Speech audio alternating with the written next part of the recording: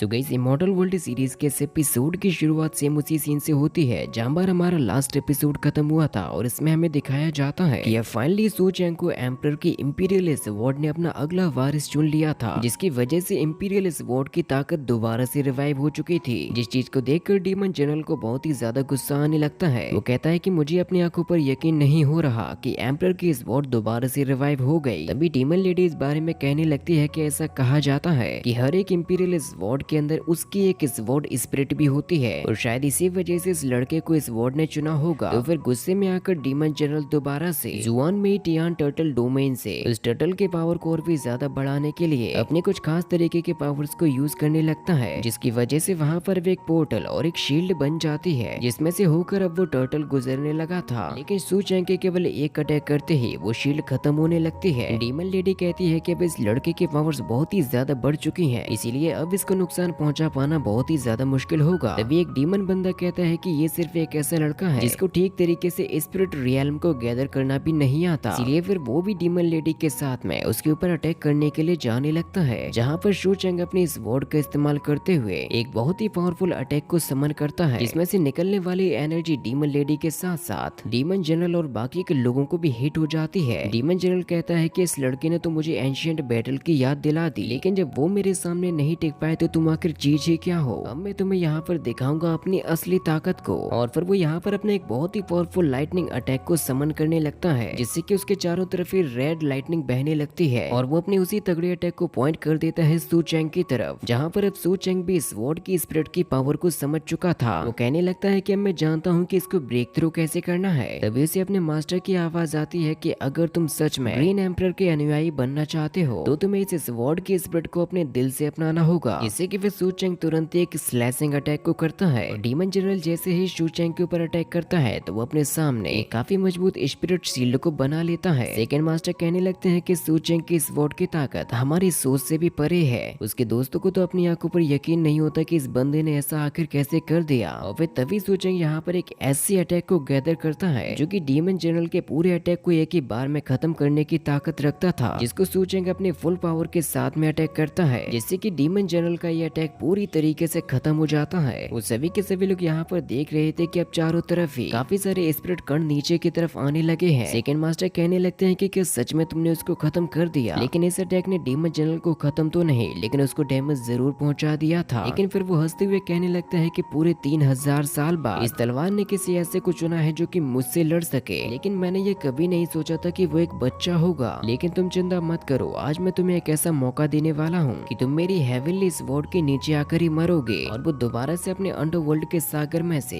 एक और नई ट्रिक को अपनाने लगता है, जिससे कि यहाँ पर हेवनली डेस्ट्रॉइंग स्वॉर्ड समन हो जाएगी। और ये अटैक इतना ज्यादा पावरफुल था कि ये एक ही बार में पूरे लोटस वैली को खत्म कर सकता था। सेकंड मास्टर कहने लगते हैं कि अगर हमारे एंसेस्टर्स की पावर भी एक साथ मिल जाए तब भी वो लोग इस अटैक को नहीं रोक पाएंगे, जिससे कि उन लोगों के मन में ये शंका हो जाती है कि क्या सू चैंग इसको संभाल पाएगा। और वैसे इस अटैक को देखकर सू चैंग के मन में थोड़ा सा डर भी बैठ चुका था, तो उसके मास्टर उसको सिखाते हैं कि डर एक ऐसी चीज है जो कि हमें आगे बढ़ने की और लड़ने की हिम्मत देता है। और अभी तक तुम केवल अपनी स्वॉर्ड को इस्तेमाल कर रहे थे, लेकिन अब तुम्हें समन करना होगा अपने एंसेस्टर्स की इंपीरियल स्वॉर्ड को, जिसको यूज करने के लिए एंसेस्टर कहते हैं कि मैं तुम्हें इसको चलाने वाले एम्परर की स्किल को सिखाऊंगा, जिसकी ताकत को तुम्हें अपने हृदय से फील करना होगा। तो सू चैंग उनकी इस टेक्निक को सीखने के लिए वहीं पर बैठ जाता है। मास्टर्स को सिखाते हैं कि इंपीरियल स्वॉर्ड की ताकत एक ऐसी ऊर्जा है जो कि हेवन और अर्थ में बहने वाली ऊर्जा के समान होती है, जिसमें हमारा सन, मून, स्टार्स और अपनी अंतरात्मा की शक्ति से इसको पहचाना जा सकता है। इस स्वॉर्ड की ताकत से तुम मीलों दूर तक भी अटैक कर सकते हो, पहाड़ों और नदियों को भी नेस्तो नाबूद कर सकते हो। ये ताकत तुम्हें अनंत ब्रह्मांड के साथ में जोड़ देगी, जिससे कि अब धीरे धीरे करके शू चैंग के अंदर इंपीरियल स्वॉर्ड की ताकत आने लगी थी, जिससे कि उसके चारों तरफ की ही ग्रीन लोटस एनर्जी शू चैंग के स्वॉर्ड के अंदर समाने लगती है। तभी डीमन जनरल भी दोबारा से अपने एक और अटैक को समन करके उसको शू चैंग के ऊपर हिट कर देता है, लेकिन उस अटैक को अभी तक शू चैंग के सामने बनी हुई शील्ड रोक रही थी, जिसकी ताकत को इंपीरियल स्वॉर्ड से निकलने वाली एनर्जी बढ़ा भी रही थी। जिसको देखने के बाद डीमन जनरल कहने लगता है कि मुझे यकीन नहीं होता कि ये बच्चा मेरी अंडरवर्ल्ड की ताकत को कैसे रोक रहा है। सेकंड मास्टर अपने स्टूडेंट्स को बताने लगते हैं कि सू चैंग हमारे एम्परर की एक फेमस एम्परर टेक्निक को यूज कर रहा है, जिसकी मदद से